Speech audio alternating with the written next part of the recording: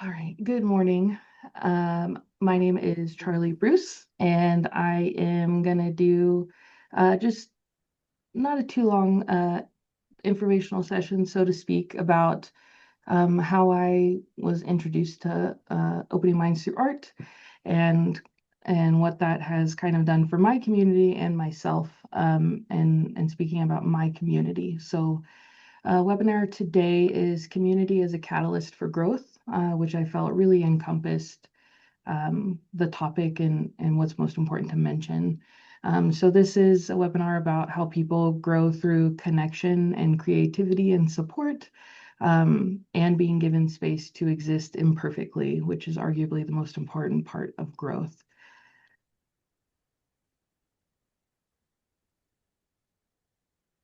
Bear with me while I deal with technology.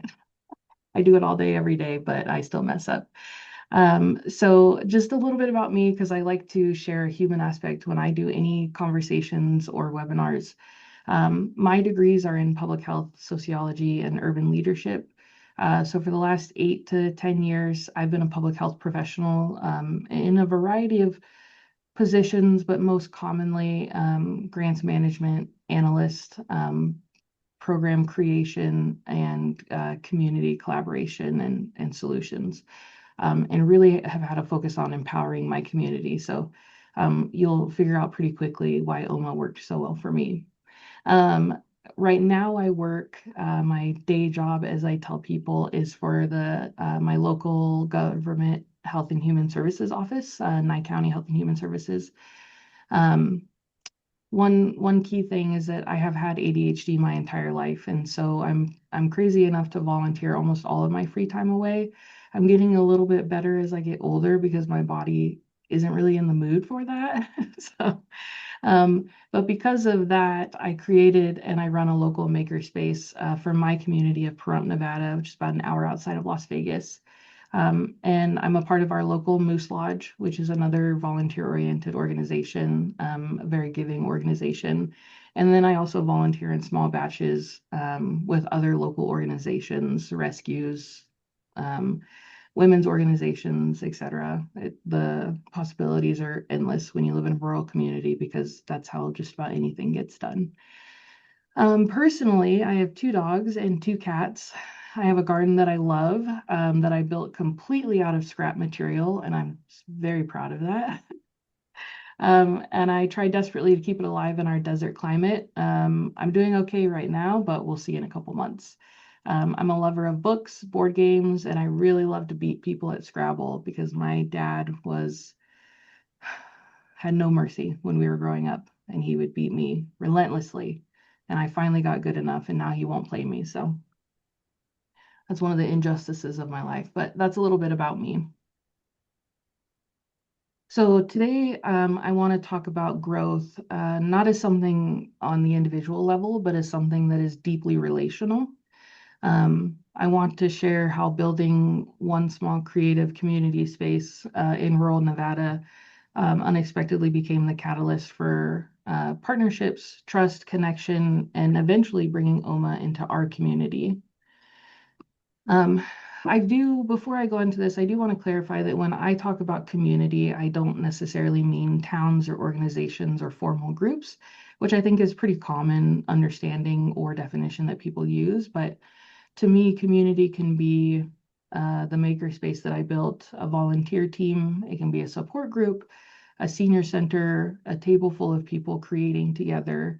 It can be temporary or permanent. And community is really about shared participation, trust, and a belonging that you find together.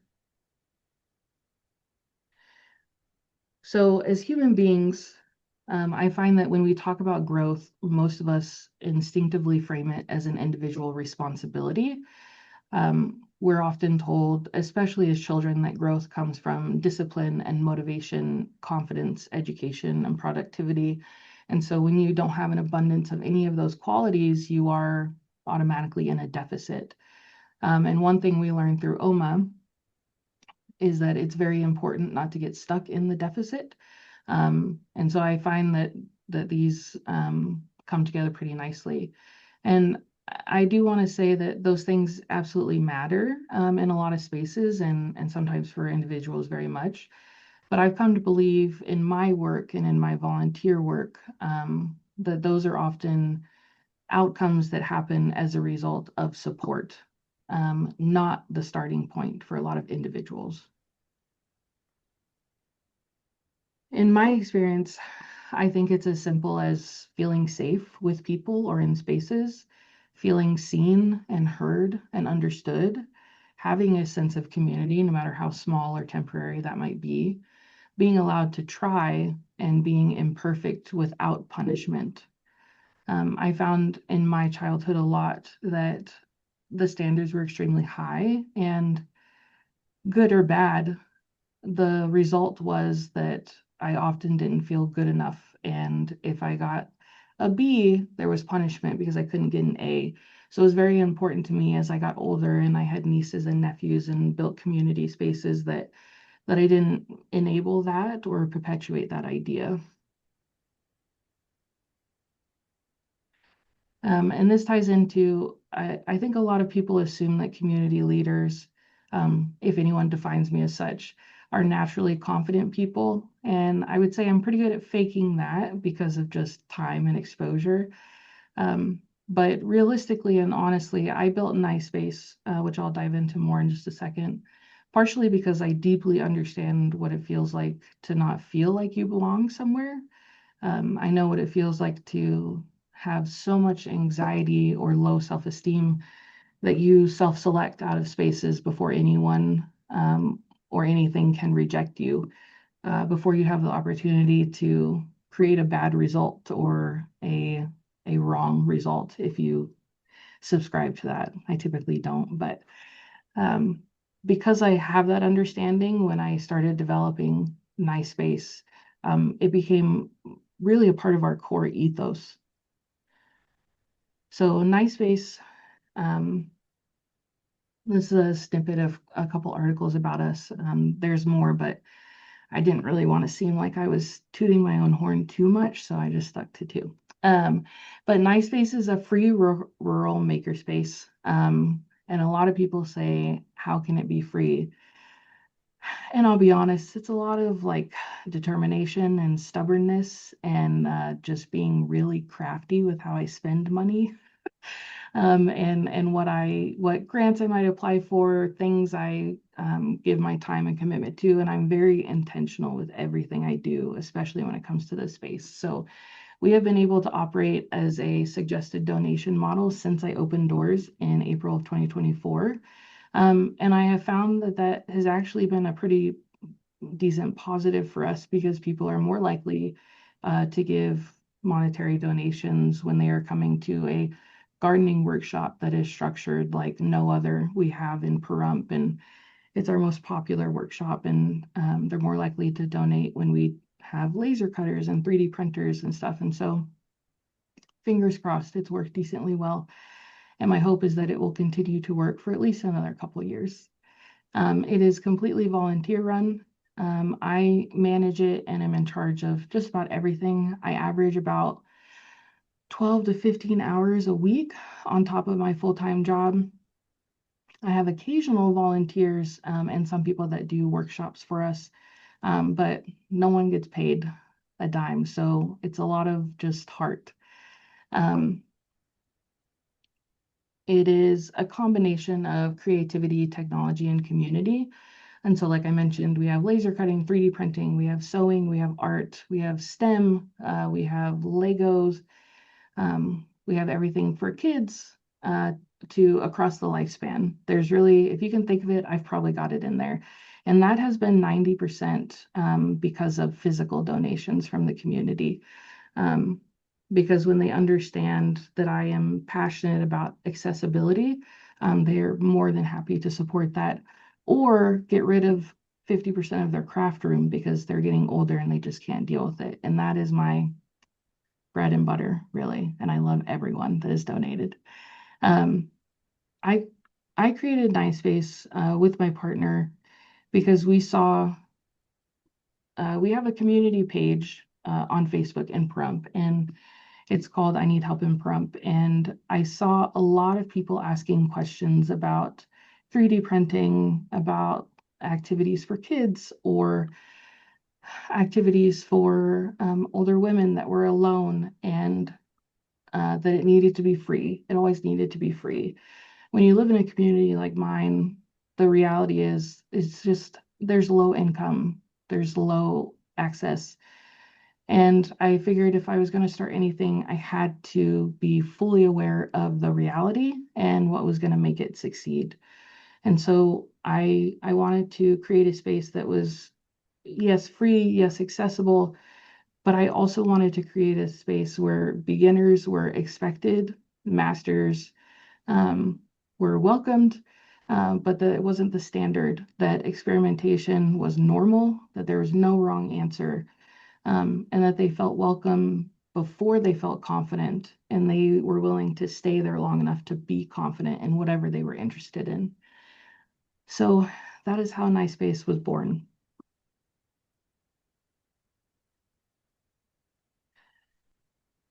So that culture that I built really became the catalyst for just about everything we do today. But as a result of that culture, I had volunteers emerging at the end of every single workshop.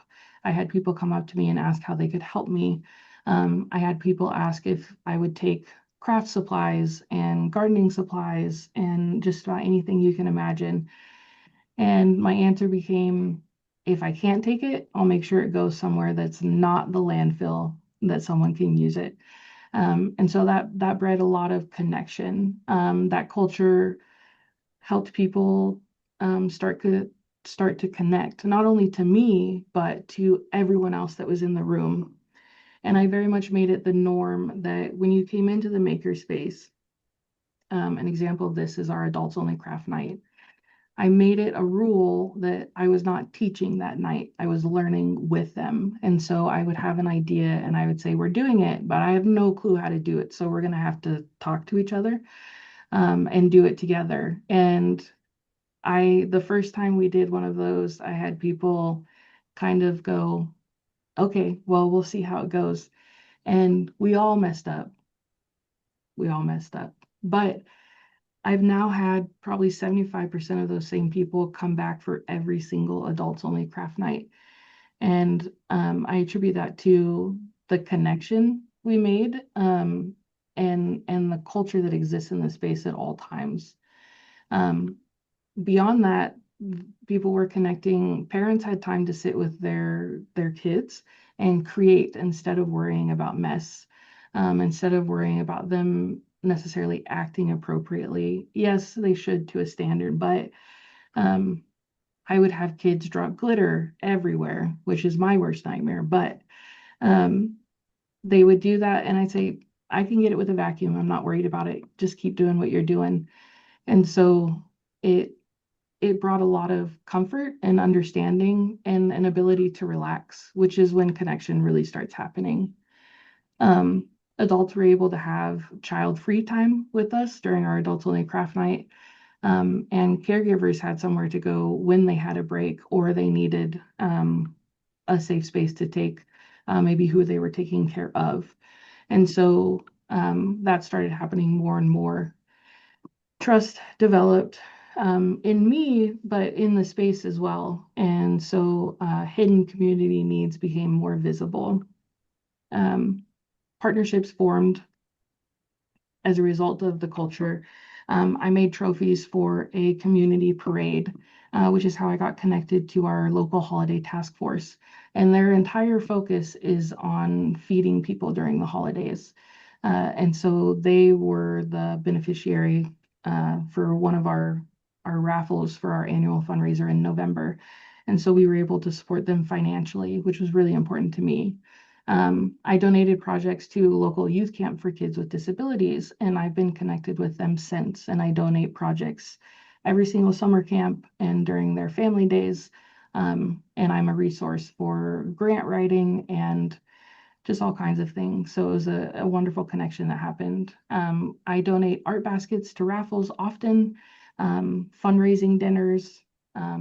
Raffles are extremely common in our community. It's like our favorite way to raise money. So, and then I spoke a lot to local makers, and I got an abundance of support for our annual fundraiser. And every single prize and raffle item we had for our annual fundraiser was an item created by someone in Pahrump. Um, and so I had about 40 to 50 of those. And so you can imagine I made 40 to 50 connections of like-minded people, and that was just truly incredible.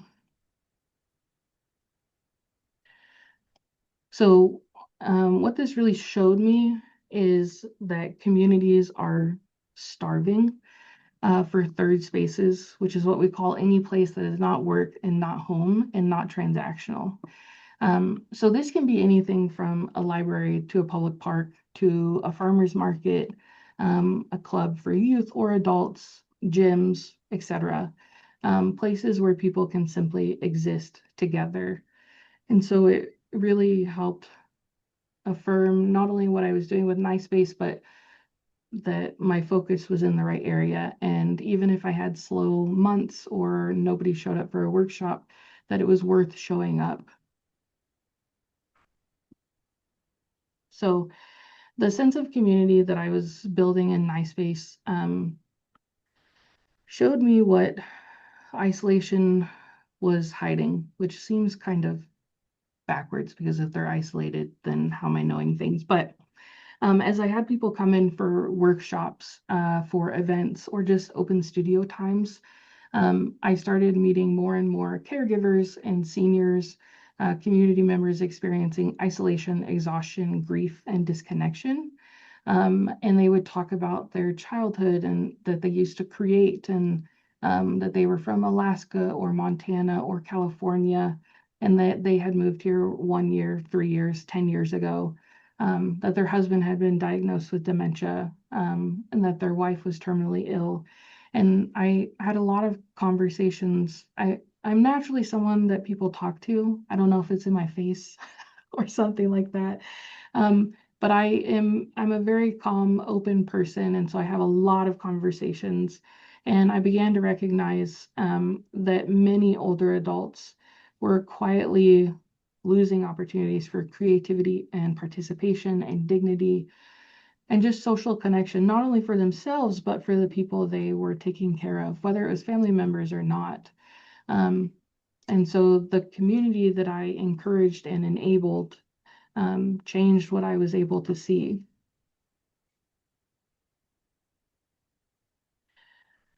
So last year, I saw the opportunity for a grant through State of Nevada for Opening Minds Through Art. And it aligned almost perfectly with NYESPACE and what I was trying to do. And I looked at the grant and I said, I really don't think I have time for that. I'm not sure I should do that. And I put it aside for a couple weeks, and then I came back to it and I said, I really don't think there's anyone else in this town crazy enough to take it on that has all of the tools already, like the physical tools, the art supplies, all that. I think it would be a disservice if I didn't at least try.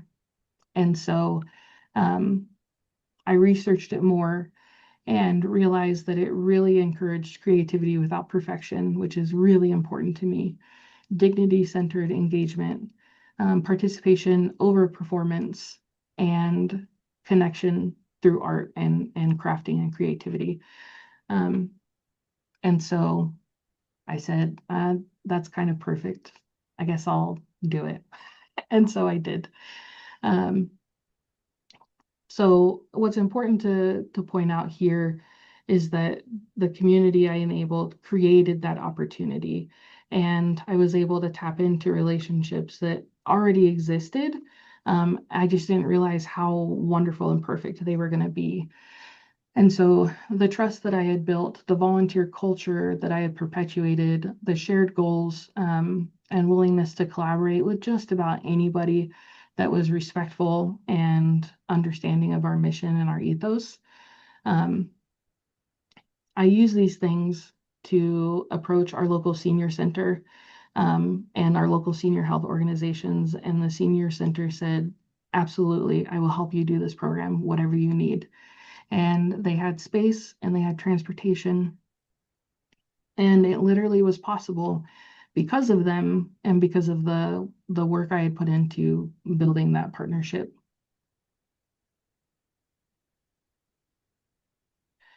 So as I started OMA in March, the implementation of programming, I learned that another layer of community and growth is that communities um, often exist inside of each other, and that my definition of community was a little bit different than the standard, but it wasn't deep enough.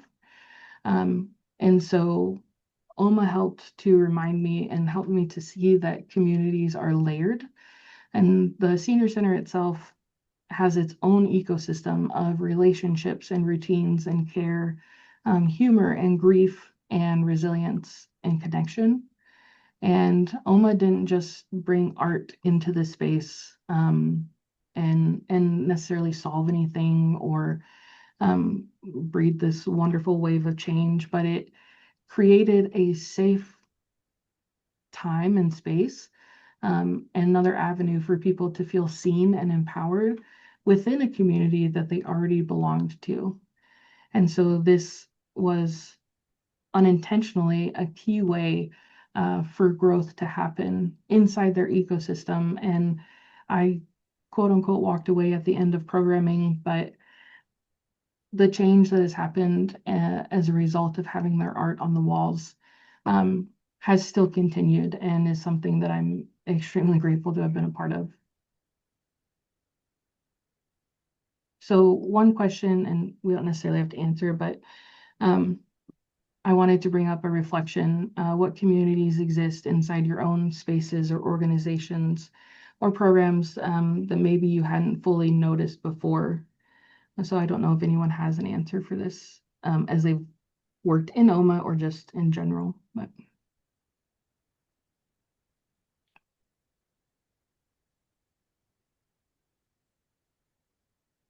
okay.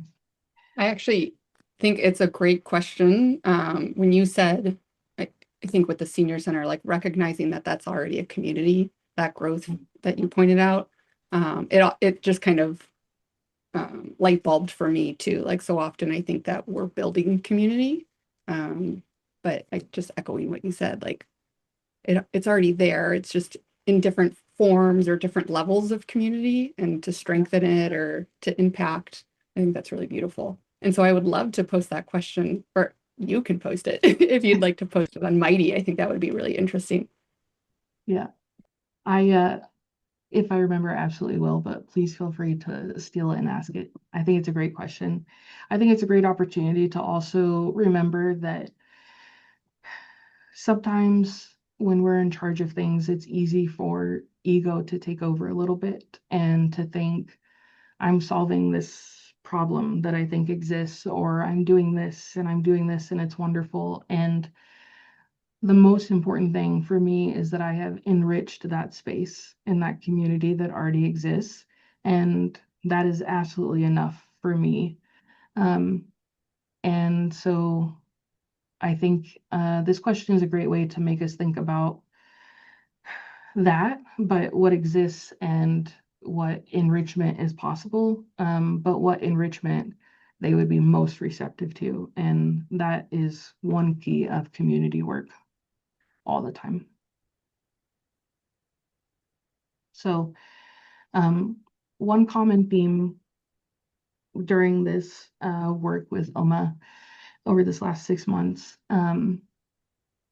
is that participation, and this is a key piece of just OMA education in general, but participation creates dignity.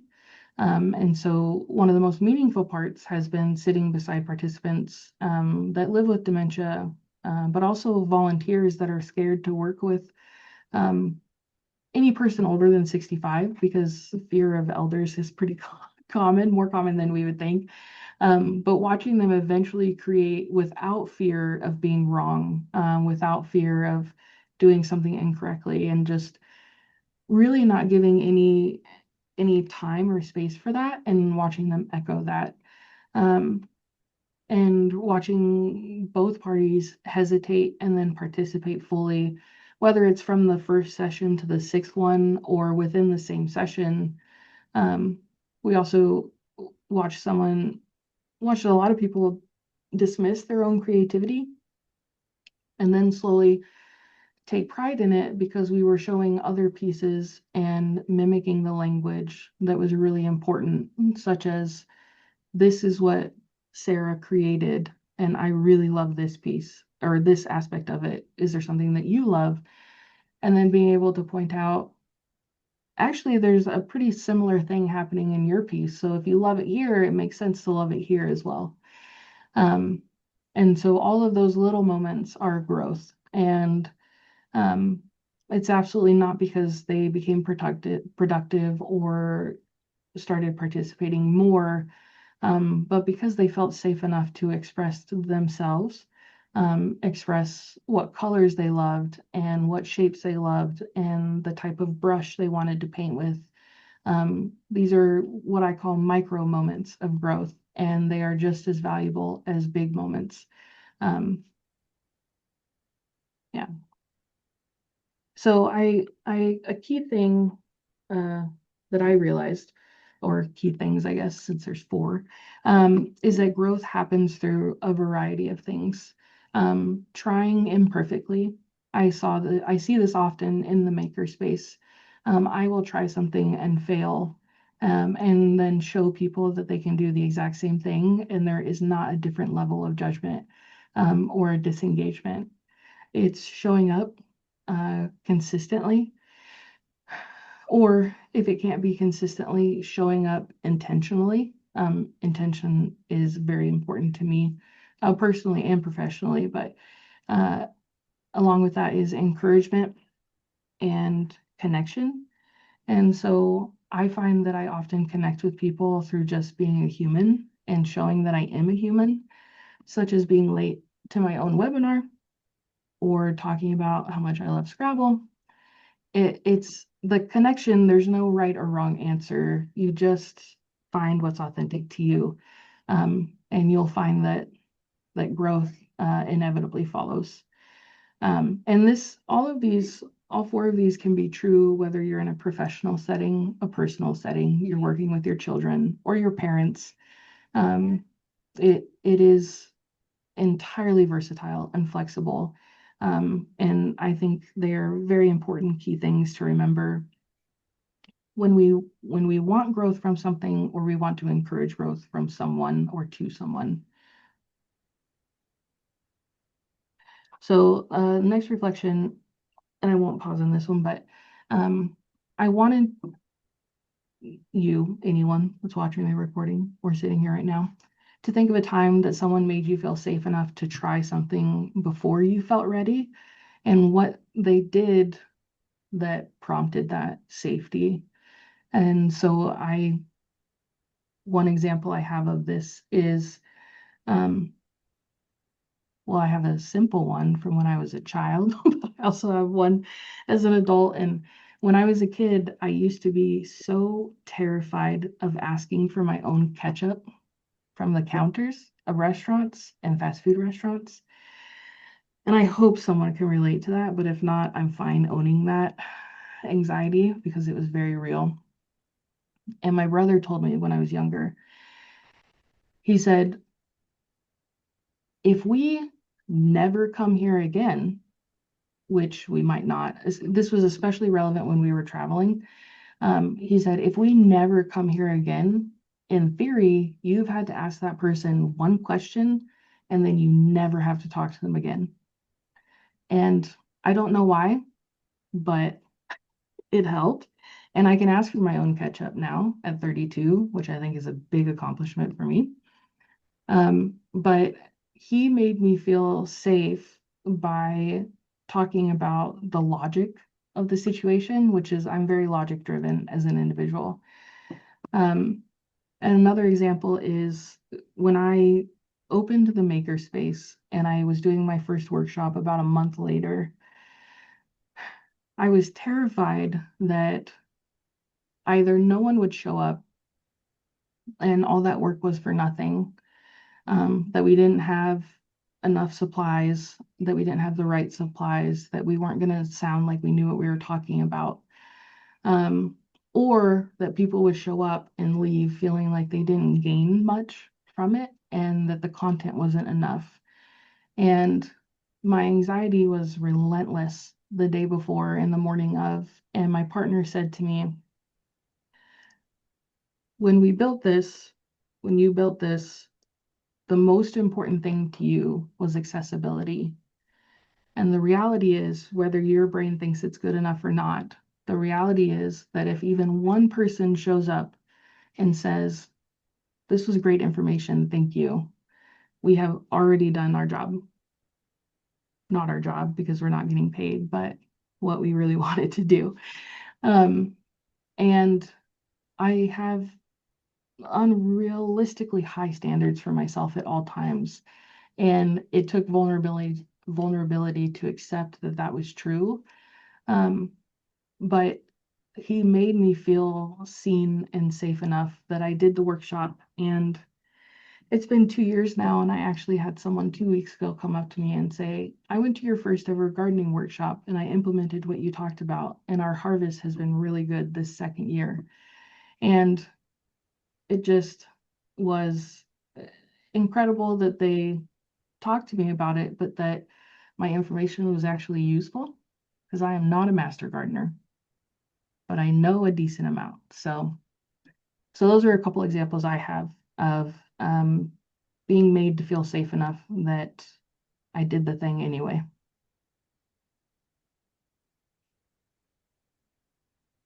So we've talked a little bit about community connection growth. And I think one of the most important things about growth is that unintentionally or accidentally, it often becomes reciprocal.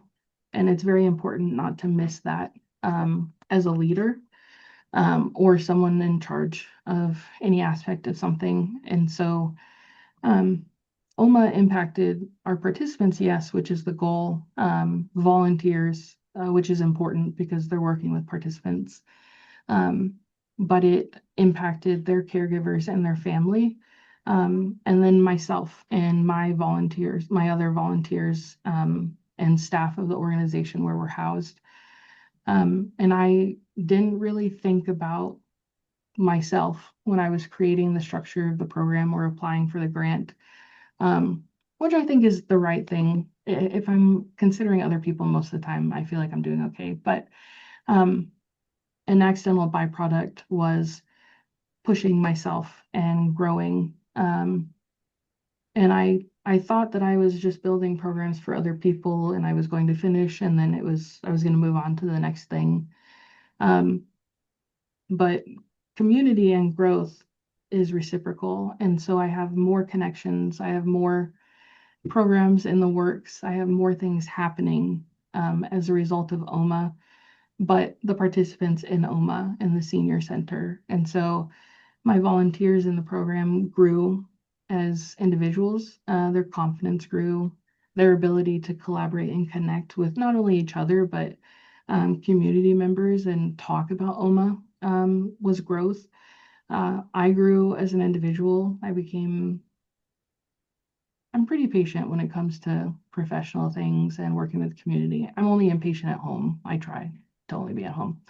Um, but all of the communities that existed while the program was happening, but also while I run the makerspace and I have that system going, um, became more connected and had not only shared participation and care, but a shared understanding of the future that they wanted and the things they wanted to work on with people and the programs that might be possible now that we were connected. And so I thought only the growth was going to happen for community members and caregivers and maybe the senior center, but it has been full circle, um, unintentionally or intentionally. I have more things to do now, but they're really great things, so I feel okay about it. So Healthy communities, jumping back to communities and key aspects. Healthy communities are built through connection and creativity, volunteerism, intergenerational relationships, and shared purpose.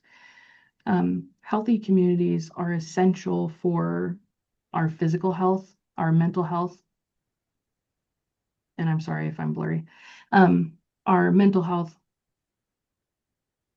because scientists do say there is an effect on our body and our mind when we are too isolated.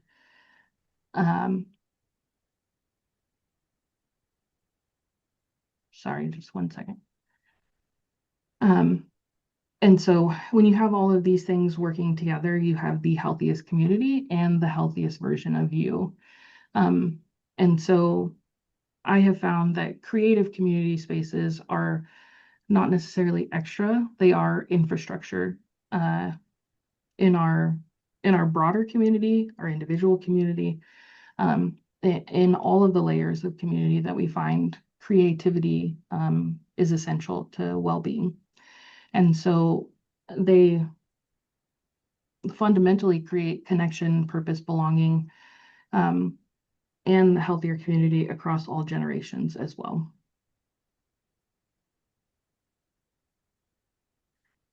I have this quote that I really like, and so I wanted to share it as we get to the recap.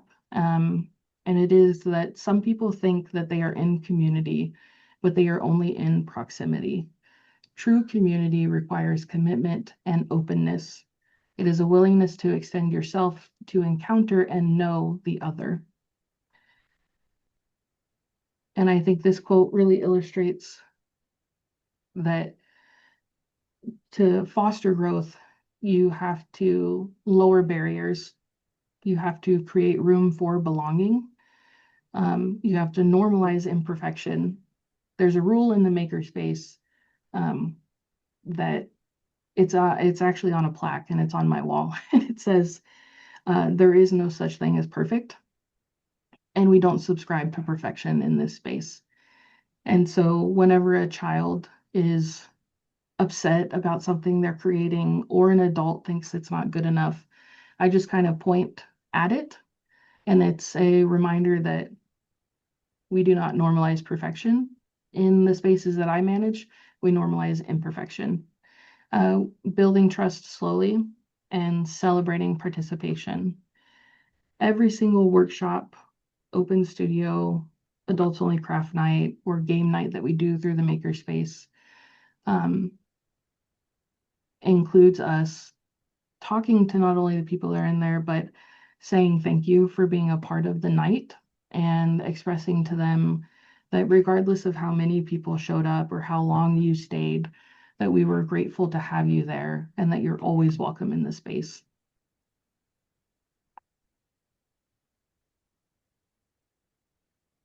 And a reminder that growth is not something that people typically achieve alone, because isolation does not breed connection and growth. Community, however that may look, creates trust, creates opportunity, belonging, connection, and possibility. And I think one of the most powerful and important things that we can do as leaders or longtime leaders or emerging leaders that we can do for each other personally and professionally is create spaces where people are allowed to become, that there is no wrong answer. There's just safety and the ability that it's just possible.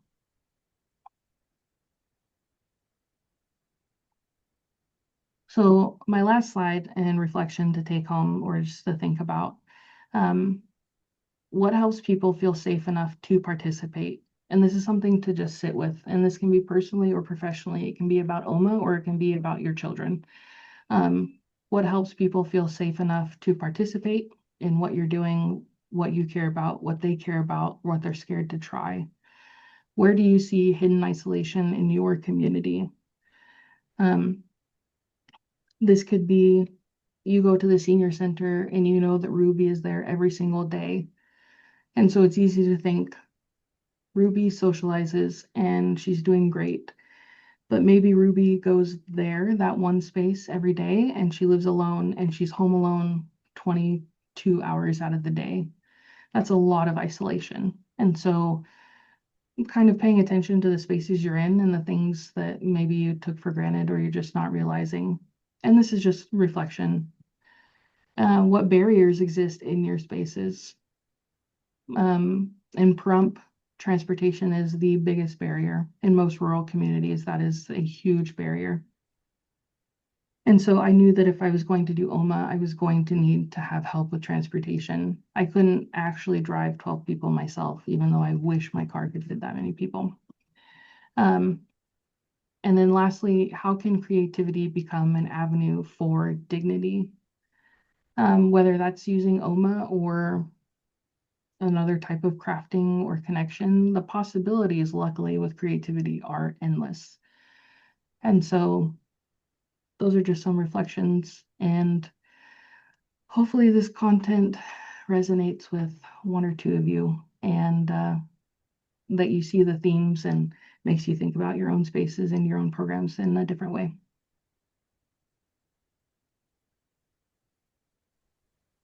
Charlie, this was so great. I want to give space for questions if anyone wants to dive in, or are you okay with that? Yeah. Any questions about the space or this content or just anything in general? Happy to answer.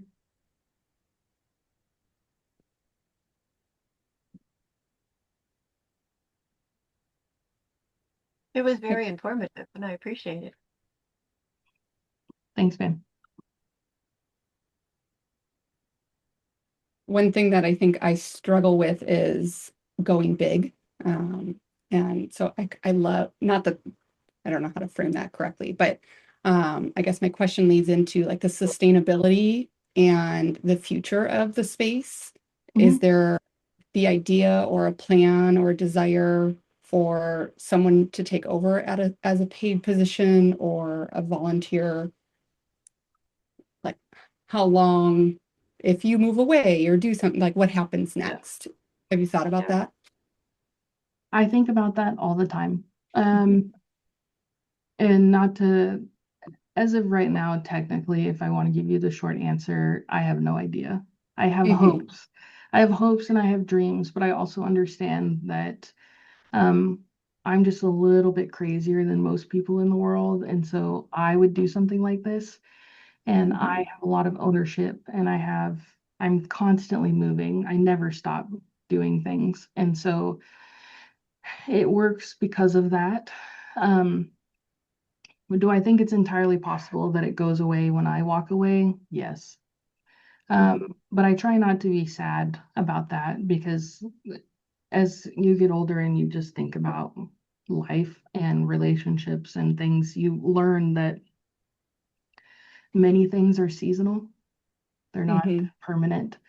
And so I have ownership and a responsibility to do the best I can while it exists. And when it comes time to either walk away or I'm moving, then I will have to say goodbye and accept whatever the reality is. But I truly think the space, to that question, I truly think the space has helped people to think differently about not only creativity, but connection and what people deserve. And I know that it has led to many people buying their own 3D printers and having their own classes or connections or groups, and people have used the space for groups. And so regardless of what happens someday, the connection and the programming and the change, the positive change that has happened, is more than I could have ever dreamed. And that's really wonderful to me. Will I still cry about it later? Probably. I'll cry with you. It's fine.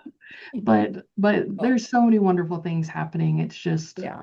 I will do my best to preserve it and then move forward in the way that makes sense anyway. So Yeah. And there's something really beautiful in today's world too, of it being a volunteer free space. in a society that is so full of the next paid thing. So I really respect that direction and mentality of the space you've created. Yeah. Thank you very much. And I just want to say I saw comments, Amy and Megan, thank you both for those.